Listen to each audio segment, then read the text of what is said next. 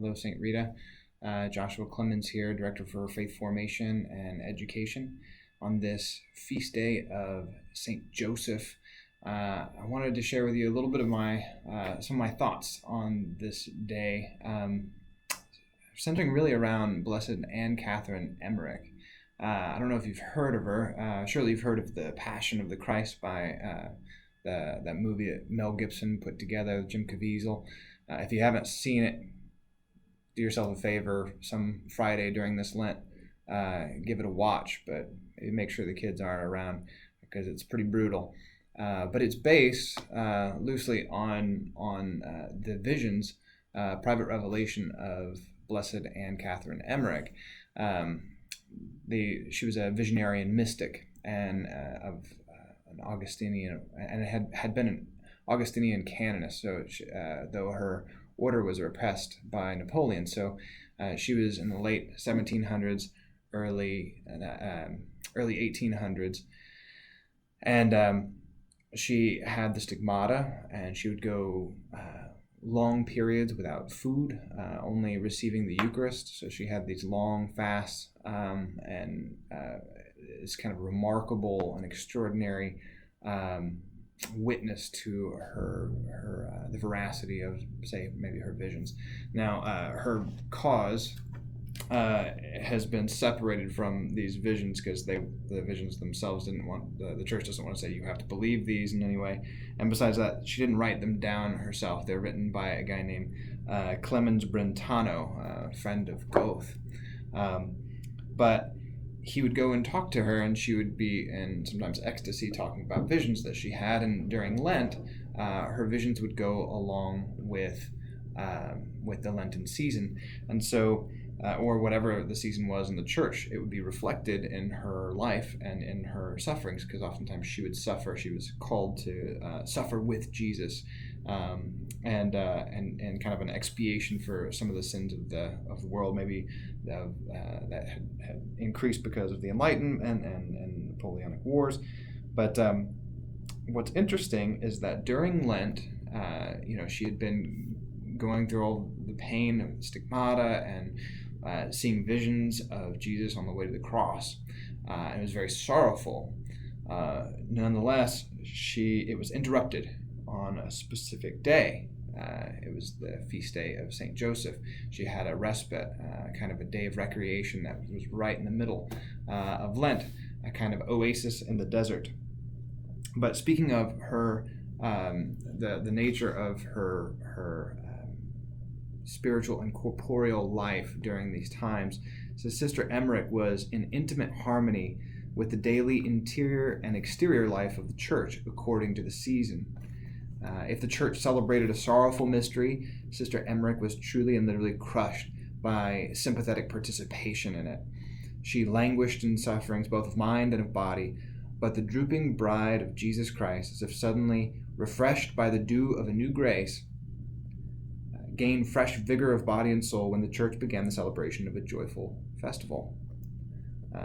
She didn't even need to know what was going on. It would just happen automatically.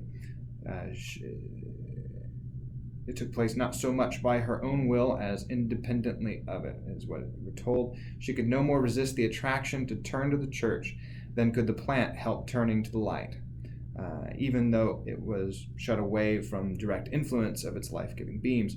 Her countenance was veiled in grief or radiant with joy, according as that of her mother, the church, was sad or joyful. And at a moment of, as it shifted from Lent and this more sorrowful meditation on the way of the cross, the vigil would kick in, and the evening before the feast, and in that time, it's relayed what she, in her kind of ecstasy, started saying. She says, the dear little boy that is coming to me, who is he? I'll ask him. He is called little Joseph. Oh, how charming he is. He has pushed his way through all the people to come to me. Poor child. He is so friendly, is laughing. He knows nothing. I am so sorry for him. If he were only not so cold. It is quite cool this early morning. Wait, I will cover thee a little more. And after these words, spoken with so natural an air that one might have been tempted to look around for the child, she took some linen that was lying at hand, and with it went through the motions of a compassionate person trying to protect a beloved child from the cold. The next day, the same writer goes to her and starts speaking to her, and he's expecting to get relays of the Passion as had been so before. He found her, contrary to expectation, brighter and apparently better than on the preceding day. She said to him, I have seen nothing more of the scourging at the pillar, which is what she had been seeing before. On this day of Lent, I always feel new strength of body and of soul. The writer glanced at the ecclesiastical calendar of the Diocese of Munster and saw that it was not that it was the feast of Saint Joseph, the foster father of our Lord. When he mentioned the fact to Sister Emmerich, he added that perhaps she had spoken of Joseph the day before because this was the feast of Saint Joseph, and then she remembered that on the day before she had indeed received some consoling visions of the saint. Her contemplation of the Passion had been suddenly interrupted, which was also on this vigil of Saint Joseph, by a glad vision of the saint who appeared to her in a somewhat dramatic character under the form of a child.